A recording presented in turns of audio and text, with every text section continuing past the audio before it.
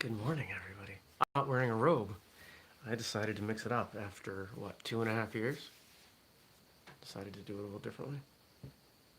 No, not quite 2.5 years, a little over 2 years. In fact, is it tomorrow? I think tomorrow's episode of Martial Arts Radio is about First Cup. Those of you who watch First Cup will probably know almost everything. 3, 2, 1. Good morning, everybody. Welcome. Today is Wednesday, August 19th, 2020. My name is Jeremy, and this is my first cup of coffee. You see the steam?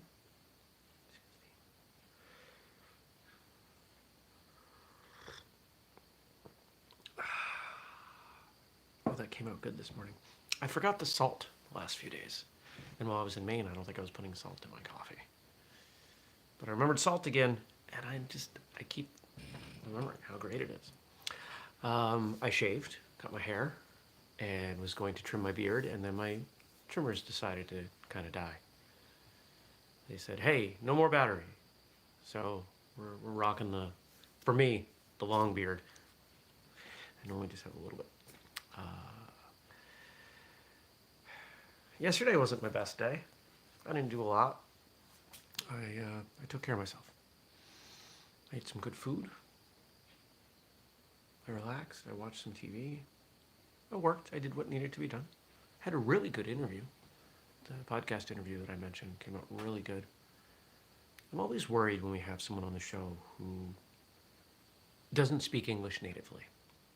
Not out of prejudice or anything. Simply because I know that while I can get by talking in, say, Spanish, I'm not going to be able to express anything complex. I could struggle through conveying something, but not in a way that anybody's going to be interested to listen. But I'm continually blown away that we've got these great guests who find a way to tell these great stories. Even if they're not, this gentleman was certainly fluent, but even if they stumble once in a while, if you go back, if you look at the guests that we've had who speak English as a second, third, I think Jesse Ankamp was like fourth language. They find a way. They find a way to tell their story. They never give up, to reference yesterday's episode of First Cup. What do you want, Kat? I'm in the middle of a show. I'm not getting up to feed you more. You can wait. Go play with that toy. Cats. Today, what's going on today? I have to go meet with a client.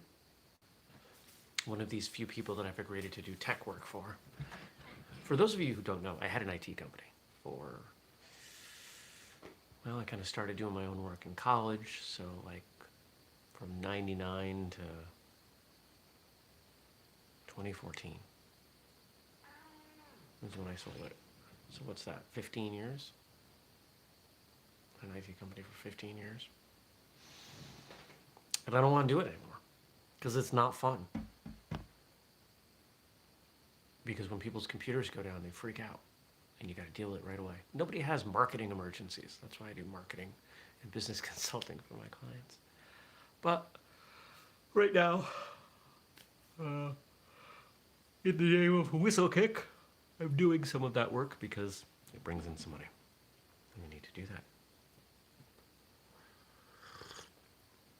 I had a meeting with a potential marketing firm yesterday, and I am far too small potatoes for them.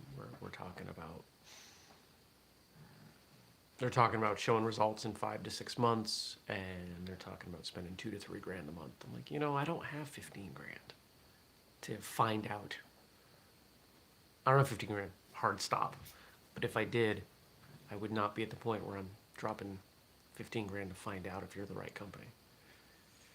But there are some others that I've been evaluating that I think are going to work out a little bit better. There's a small firm that I think is going to take the Facebook advertising, which is really the main piece that I need help with. The rest of it, I feel like I got under control. So, what else is going on today? You know, after I do this work, one of my favorite coffee shops in the area is out this way. And I'll probably go work from there for a little bit. Maybe have lunch there. Back when I had my IT company, if I really needed to hide, I would tell the team, I'm going to go here to work. A little coffee shop in Waitsfield, Vermont. Yeah, you can come sit, just not behind me. You know the deal. Because there wasn't cell service back then. Now there's cell service. Well, they have Wi-Fi and good coffee and bagels. I'll go hang out for a few hours, get some work done. I need that variety.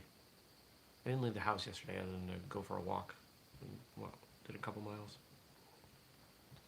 I've got this new theory brewing, and I'll share this with you. This might turn into a book. Honestly, this is probably going to be pieces of a book. I've mentioned this book to a couple people. But I believe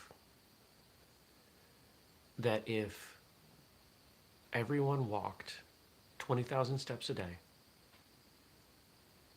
and half of that was outside with as much sun exposure as possible, as was safe,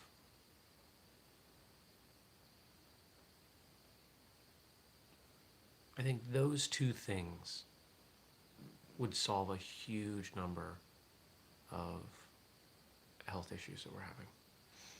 I really do. The more I come to learn about vitamin D, the more I realize that our aversion to the sun is disastrous. Right? Most animals bask in the sun. There's a reason they hang out in the sun.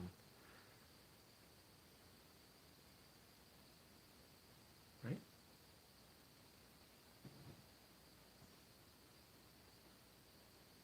Do you want to say hi? You want to say hi to the people? Come here. Mm-hmm. You're fine.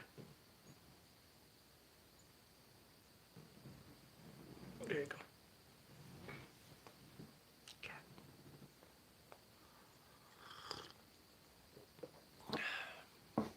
Frank says, I have two doctors, my left leg and my right.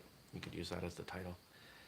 The book that I'm going to write, here's the format, I'll tell you, and I just kind of gave you a couple of the things that are going to be in it. I've been thinking about this for probably 6 months. It's a book about making changes to your health by doing one new thing per month.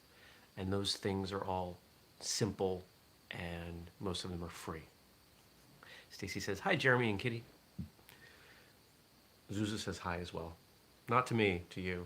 She's giving me a dirty look. I think she just saw a bird at the window.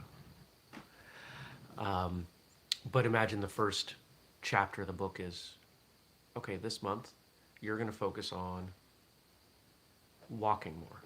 And each day might give you a certain amount of time, or let's say a drill, and back it up with with stories and information on why walking is good for you. So you're just compelled, okay, I gotta walk more. In the second chapter, I gave you sunlight. You know, maybe it's, all right, you're gonna spend 5 minutes sitting in the sun with your eyes closed and thinking about this, you know, stuff like that. And I think I can come up with 12 things. In fact, I've got a list going. I think I've got something like 7 of them. And the sun might not have even been on that list, so maybe we're up to 8. Health is not that complicated. We make it complicated because our lives have become complicated. I think we can fix that.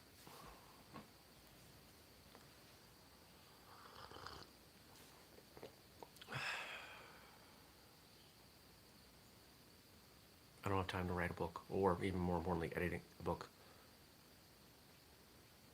Stacy says, hopefully building up to 20,000. That would be a ginormous jump for me. It would be for most people. I think the average person gets something like 3,000 steps in a day. And you know where 20,000 comes from? Every bit of research I've done in every direction says that our ancestors evolved to walk somewhere between 9 and 10 miles a day. 9 to 10 miles a day is about 20,000 steps. I've tested this on myself, and I feel really good when I walk that much in a day. So that's my theory.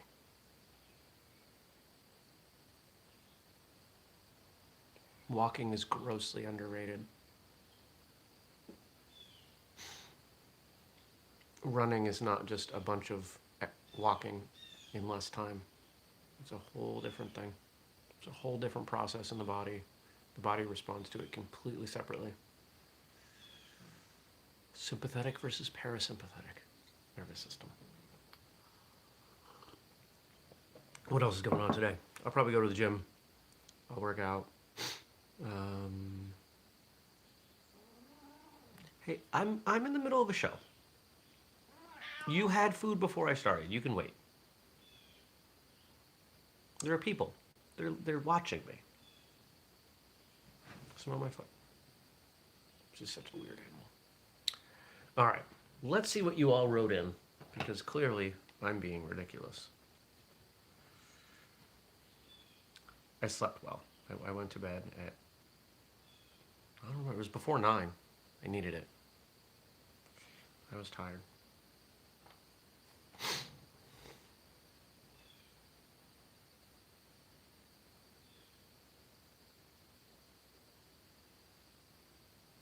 Come on, YouTube. Load up. What do we got? It's very slow this morning. All right. You know, it really seems like Zuza is the star of this show. Whenever she makes an appearance, people make comments. Richard says, Zuzanator. And we've got 3 quotes here from Frank. Thank you, Frank. Just a reminder, if anybody wants to check this out in audio, Frank is very kind and make sure it gets uploaded as audio. So, thank you, Frank. How many things apparently impossible have nevertheless been performed by resolute men who had no alternative but death? Napoleon. You have to wait. I don't care. Let me say that again.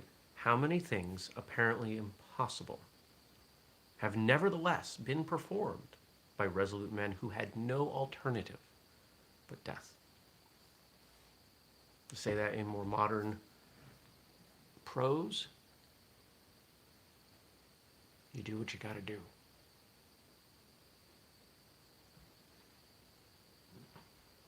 How many impossible things get done because the alternative is dying? You just lay down. Lay down right there. You're fine.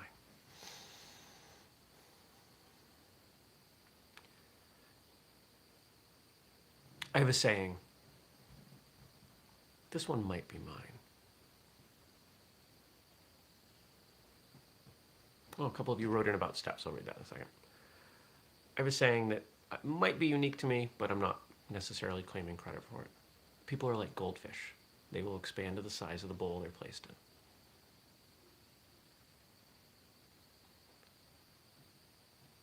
We all like to be comfortable. We all do what has to be done when the chips are down. But most of us don't do more than we have to. And we're at a point in society where we so crave obstacle and challenge that people are out there spending money on Spartan races. Things that are really difficult. Cat, that's not how getting under the blanket works. You know this. Come here. Come here. You're fine. Let go. Detach. Stop.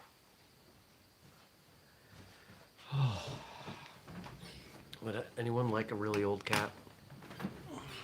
She's the grumpiest animal. This is why Spartans are such a big deal. Spartan races and Tough Mudders, etc. This is why people will do these things. Because they need to feel like they're overcoming a challenge. This is big stuff. It's innate to our humanity. And we need to be able to prove that to ourselves from time to time. I think at some level that's why I am self-employed. I need to be able to... Oh, you don't actually want to be in the blanket? You just wanted to pretend?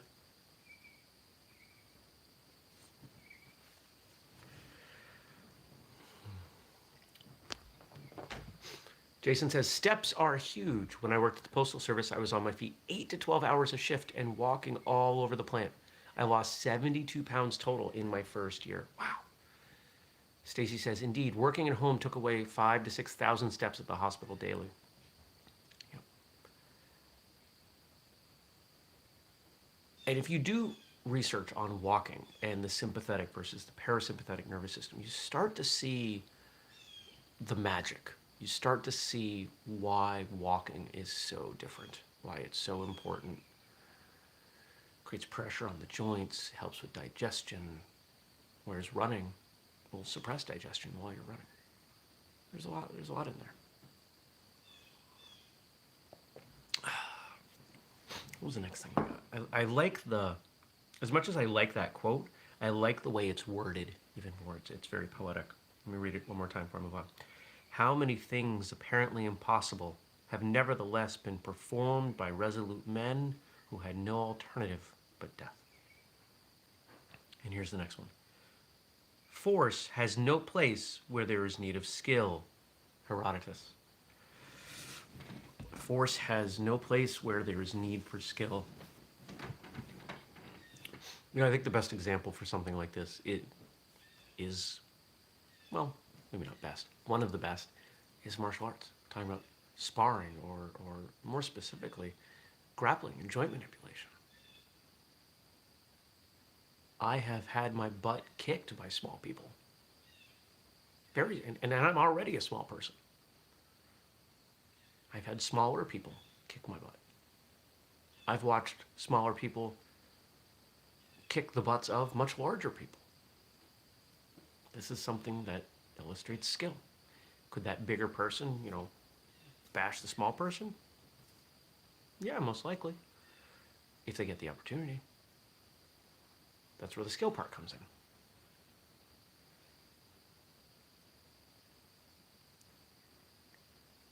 This is why I like cross-training. This is why I think learning a bunch of different things about a bunch of different things, a bunch of different martial arts styles, really is helpful. Because the more skill you have at the more different elements of martial arts, the more you can apply skill when otherwise you might be left with force. If you think about, that's a very loud bird. Think about martial arts as a variety of, let's say, styles, fighting philosophies. And if you check out, how do I want to say this? Come on, brain, you were doing great. Pause. Pause for dramatic effect and coffee.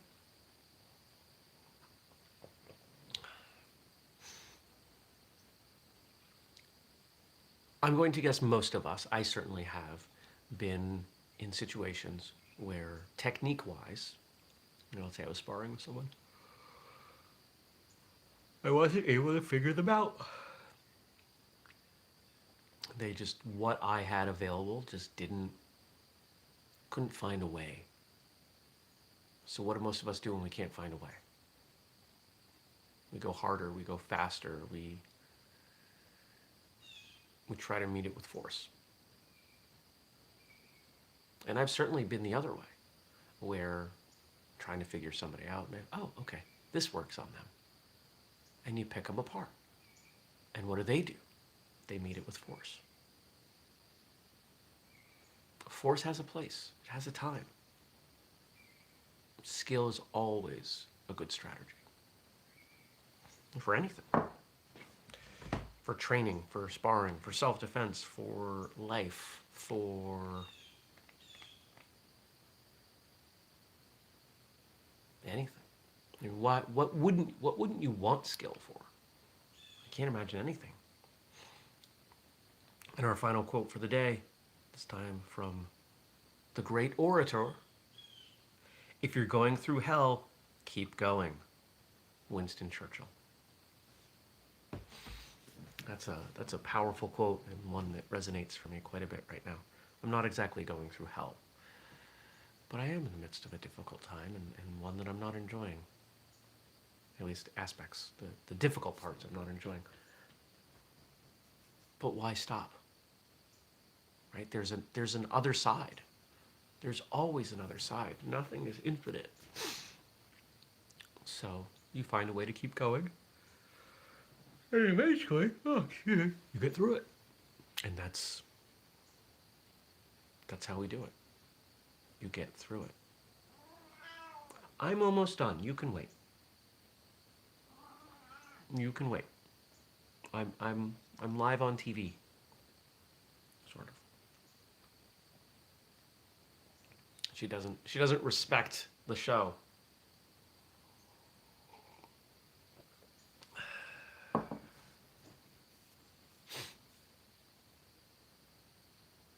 She's staring at me. Cats are creepy. All right. Well, here's what's going on. I'm going to go. You're going to go. We're going to go about our days, and we're going to find ways forward through whatever challenges we face. Frank's writing in, there's a light at the end of the tunnel, and it's not an oncoming train. Right? There might be a train, but be aware of that. Sometimes there's a train, but there is always a light at the end of the tunnel. There's always a path. Darkness comes every day, and then it's light again. And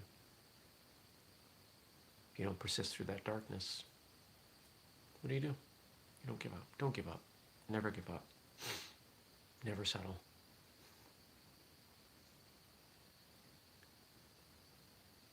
I'm going to go be productive. I'm going to go and do some good work and feel good about it. And I hope you do the same. I hope whatever you do today, whatever you work on, you take some pride in.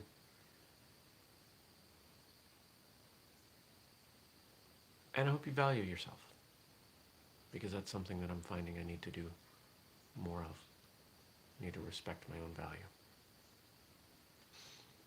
Thanks for tuning in. Thanks for watching. Thanks for listening. Whether it's live or later, it's all good. If you want to watch live, remember, 6:30 a.m. Eastern on YouTube. And if you got questions or comments for me, drop them below. Thanks to Frank for leaving me those quotes for today. And yeah, hit that like button, hit that subscribe button. And if you really, really value what we do, if you want to make sure that it keeps going and we can do more stuff and keep moving the ball forward, make a purchase at whistlekick.com. Use the code FIRSTCUP15 or support the Patreon. I did a new blog post yesterday. Patreon.com/whistlekick. Thanks for watching or listening or whatever, however you're consuming this. And I'll see you back here tomorrow. Take care, everyone. Jason says, have a good day, everyone. Yes. Bye. Peace.